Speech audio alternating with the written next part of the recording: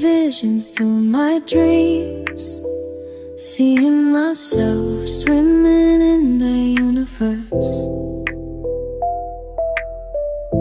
My ancestors gave me gifts to read cards, predict and heal.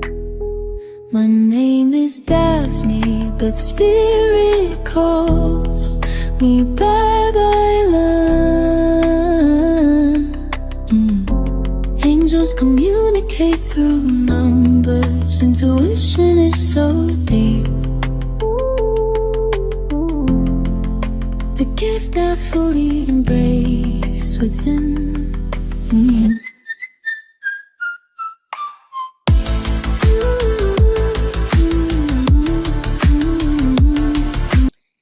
Hello Aquarius, welcome po sa inyong reading. So this is for May the 21st to May the 31st reading. Para po sa mga bago, don't forget to click the subscribe button, smash the like button, comment below kung kayo po ay nakaka-resonate, and hit the notification bell.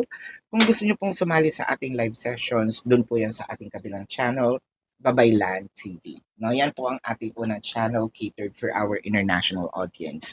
Nagla-live din po tayo doon. So if you want to join, go ahead and do so. I want you to know that this is a general reading.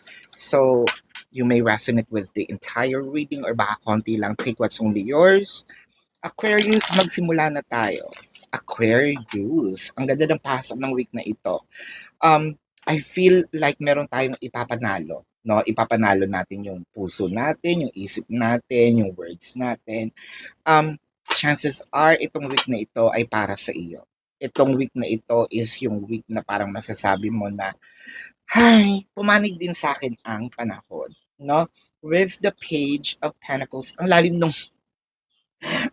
ng buntong hininga. Well, I think kasi in the past weeks, medyo naging challenging. So I think this week naman, meron kasi with the Page of Pentacles, ito kasi siguro yung week na medyo, meron kang gustong gawin na nasa isip mo, para kung si Nina, gumagano. Parang gusto mo talagang sumakses, no? Step by the step. Pero I feel like with the Page of Pentacles, gusto mo talaga mangyari ito, and I feel like ibibigay naman siya. This might be something that you probably wanted to happen in the past weeks or in the past month, no? Parang feeling ko, oy, bibigyan tayo ng reward ni universe na okay,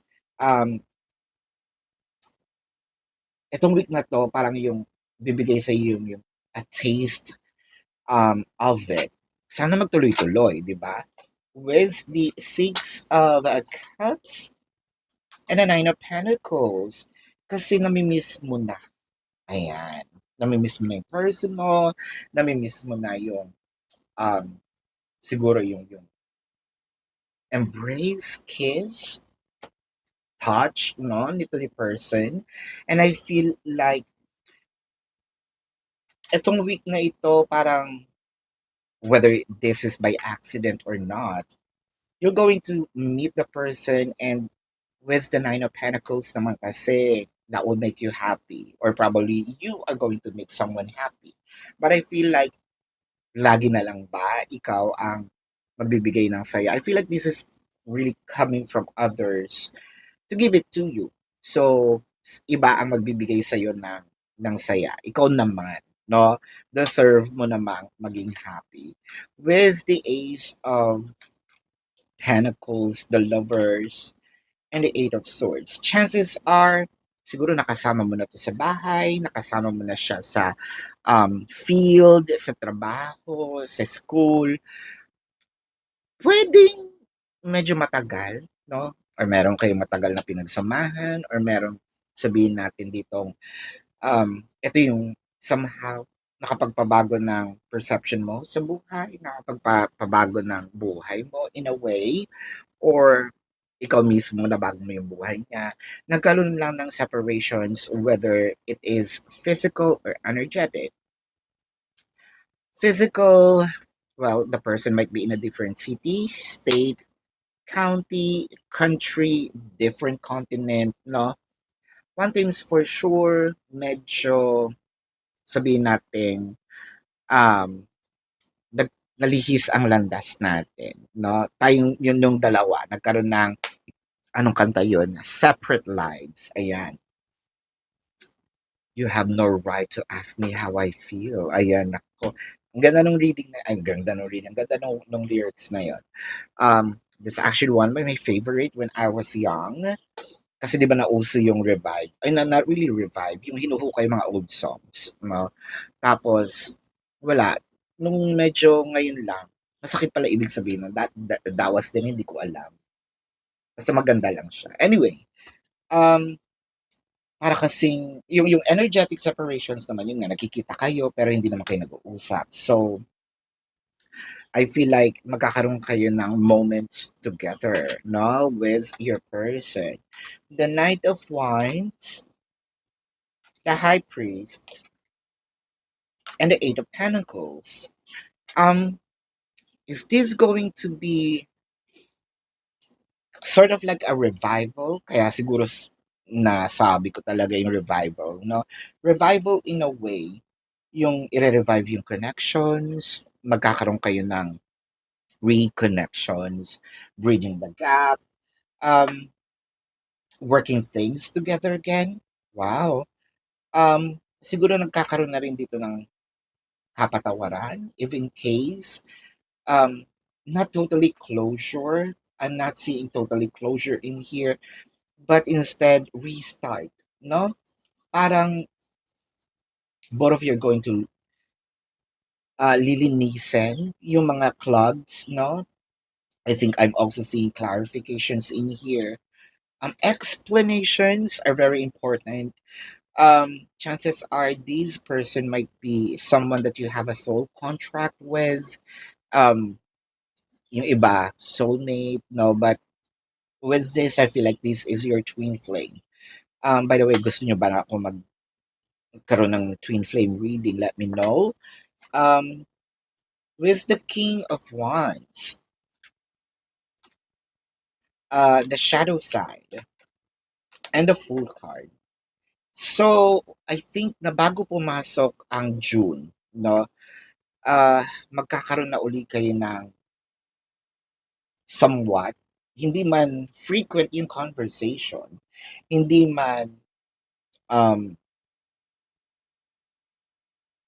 yung ura-uradang fixations, but the conversations will be there. Well, I think that you and this person, siguro na-miss nyo yung isa't isa. It kind of also make me feel na someone is going to be brave enough uh, para buksan muli, no, ang door ng um, either pagbabago, ang door ng uh, bridging the gap, no, siya mismo, parang merong mag-e-effort dito, whether this is you or your person. I am seeing merong mahilig sa tuta or ibon, no? I feel like someone here, hindi lang, the reason of the separation was merong hindi nakinig.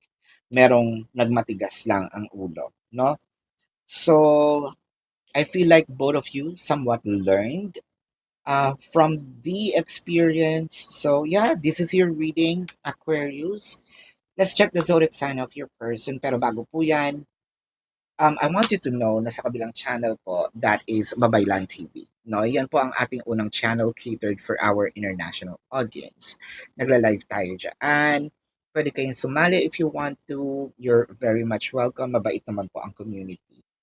Kung hindi nyo po maabutan yung live sessions, pwede naman kayo magtanong dito sa comment section as long as yung question po is answerable by yes or no. No?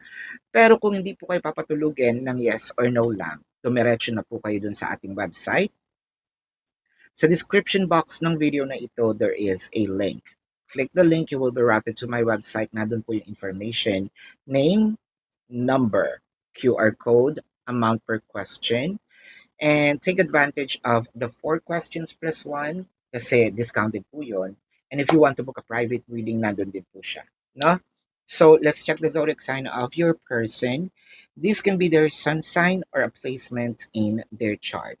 I'm seeing Aries, Scorpio, Leo, Taurus or Virgo, Sagittarius, Gemini, Capricorn, um, Pisces. Ayan. So this is your reading.